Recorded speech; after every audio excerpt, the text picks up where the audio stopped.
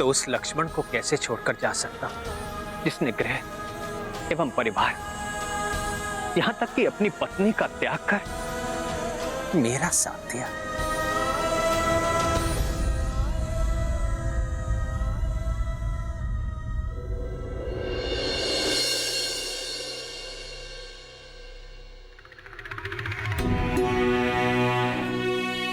मेरा अचानक संसार त्यागना संभव नहीं। मर्यादा के बंधन से बंधा, ईश्वर के बुलावे पर भी लक्ष्मण के रहते मैं नहीं जा सकता। कदाचित सीता को वनवास भेजने का यही दंड भुगतना है मुझे। सीता से विलग होकर इसी प्रकार जीना होगा मुझे। सीता रूपी प्राण जाने के बाद ये जो तुम्हारे समक्ष है, ये एक प्राण रहित शरीर ही तो है हनुमान।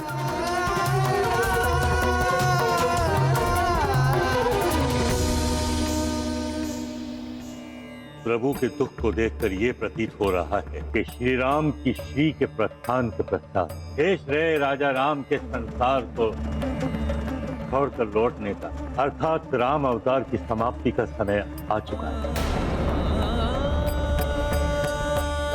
किंतु चिंता की कोई आवश्यकता नहीं।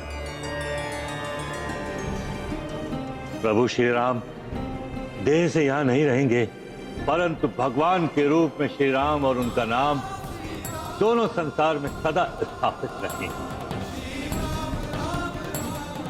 संसार का नियम भी तो है, जो मां की कोख से जन्म लेता है और देह धारण करता है, उसे एक न एक दिन संसार को त्यागना अवश्य होता है। किंतु ब्रह्मदेव, प्रभु श्री राम के कथनानुसार लक्ष्मण जी के कारण अभी वो संसार त्यागने में असमर्थ हैं।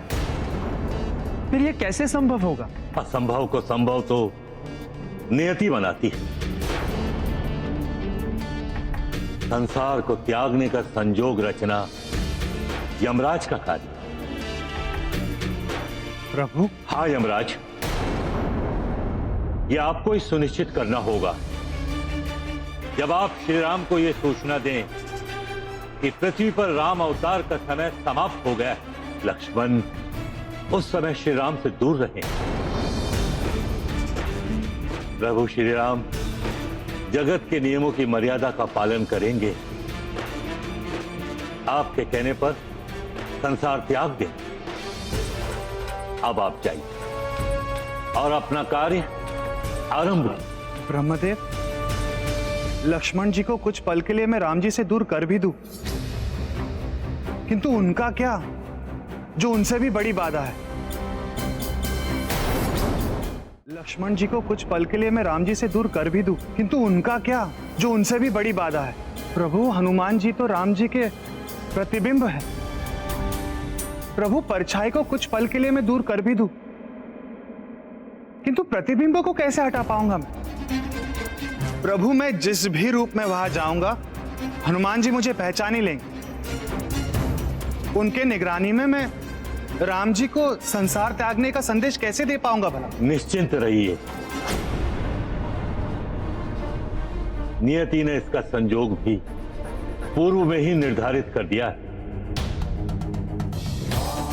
क्योंकि संकट जहां है, संकट मोचन भी वहीं रहेंगे।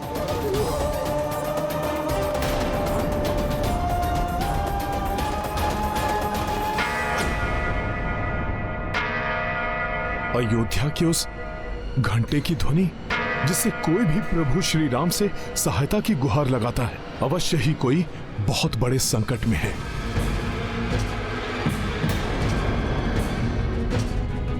प्रभु, मैं जाता हूं।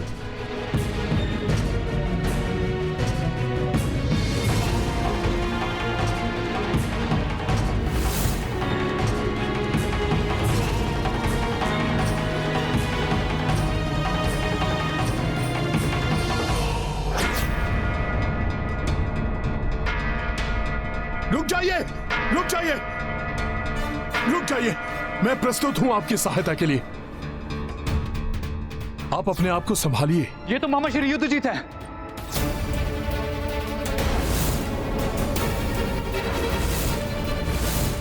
अपने आप को संभालिए मामा श्री। बताइए क्या संकट है, बताइए मामा श्री क्या हुआ है? गंधर्व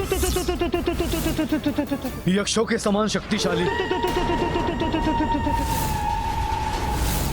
भोग विलास में लिप्त रहने वाले अहंकारी गंधर्व।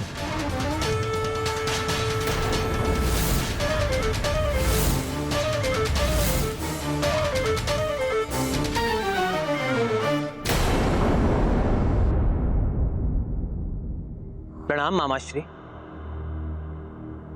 आप शांत हो जाइए, आप यहां सुरक्षित हैं। बताइए गंधर्वों ने कैसा संकट उत्पन्न किया है?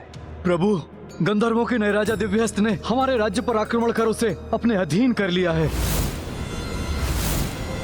और उनके सेनापति ताओमुख के नेतृत्व में अपनी सेना को मेरे प्राण लेने के लिए भेज दिया है।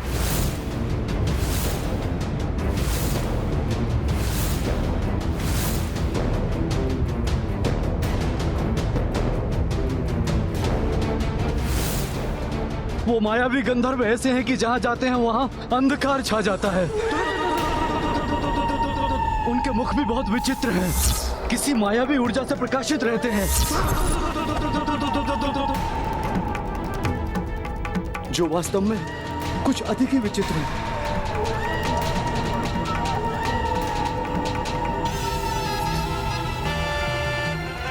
वो किसी भी क्षण मेरा अंत करने के लिए यहां पहुंच सकते हैं।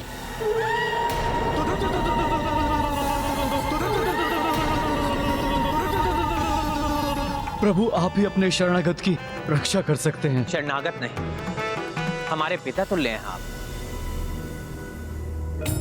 माता कैकेयी के भ्राता होने के नाते आप हमारे परिवार के वरिष्ठ सदस्य हैं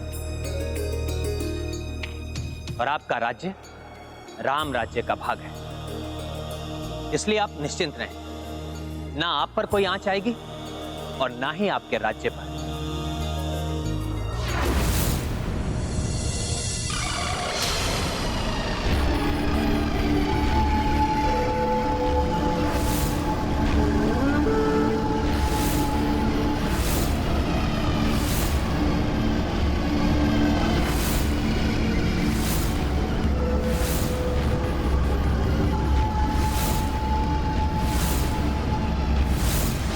ये आकाश में छाया अंधेरा इसी बात का सूचक है कि वो हमारे समीप हैं। उन्होंने जब हमारे राज्य पर आक्रमण किया था तो तब भी ऐसा ही हुआ था। प्रभु, सर्वप्रथम वो आगे से आए थे और उसके पश्चात उन्होंने हमें सभी दिशाओं से घेर लिया। प्रभु रक्षा कीजिए, प्रभु रक्षा कीजिए।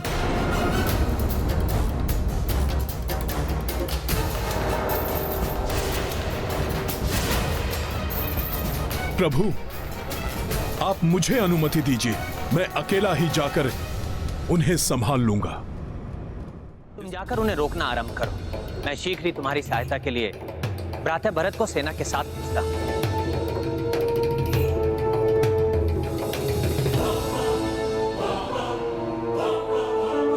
जय श्री राम। मामा श्री के अनुसार वो सभी दिशाओं से आक्रमण करेंगे। भ्राता लक्ष्मण, शत्रुघ्न, तुम दोनों जाकर अयोध्या के अन्य द्वारों को भी सुरक्षित करने का प्रबंध करो। आप तनिक भी चिंता मत कीजिए। जब तक हनुमान जी उन्हें पराजित कर नहीं लौटे तब तक हम सजग रहकर आपकी रक्षा करेंगे।